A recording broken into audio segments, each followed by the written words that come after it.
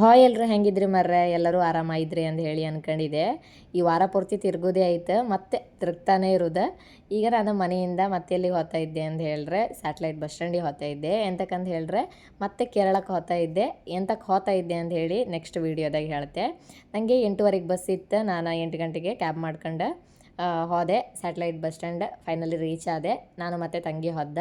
Bus ಬಂದಿತ್ತು. Meridian coaches book ಮಾಡಿದ್ದು. Bus ಮಾತ್ರ ಸೂಪರ್ ಅಂದರೆ ಸೂಪರ್ ಇತ್ತು. ಲಾಸ್ಟ್ ಟೈಮು ಒಂದು ಲಾಗಾಗಿ ಹೇಳಿದೆ ಹೋಪತಿ ಬಸ್ ಪ್ರಾಬ್ಲಮ್ ಆಯ್ತು ಅಂತ ಹೇಳಿ. ಬಟ್ ಇದು ಮಾತ್ರ ಬಸ್ ಸೂಪರ್ ಇತ್ತು. ನೈಟ್ ಬಸ್ಸಾಗೆ ಮನೆ ಕಣದೊಂದು ನೆನಪಿತ್ತು. ಬೆಳಗ್ಗೆ ಕಣ್ ತೆಗಿತೆ ಕೇರಳ ರೀಚ್ ಆಯ್ತು.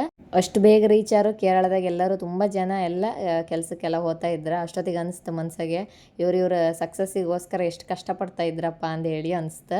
ಕೇರಳದವ್ರು ಅಂದಿಕಲ್ಲ, ನಮ್ಮ ಕರ್ನಾಟಕದವರು ಹಾಗೆ, ನಮ್ಮ ಊರ ಕಡೆನೂ ಹಾಗೆ ಎಷ್ಟೋ ಬೆಳಿಗ್ಗೆ ಬೇಗ ಎದ್ದು ಪಾಪ ಕೆಲ್ಸಕ್ಕೆ ಹೋತ್ರ ಅವರು. ಇವತ್ತಿನ ದಿನ ನಿಮ್ಗೆಲ್ರಿಗೂ ಸಕ್ಸಸ್ ಆಗಲಿ. ಹಾಗೆ ಯಾಕೆ ಕೇರಳಕ್ಕೆ ಬಂದಿದ್ದಂತ ಹೇಳಿ ಆದಷ್ಟು ಬೇಗ ಮತ್ತೊಂದು ವೀಡಿಯೋ ಮಾಡ್ತೀನಿ. Thank you.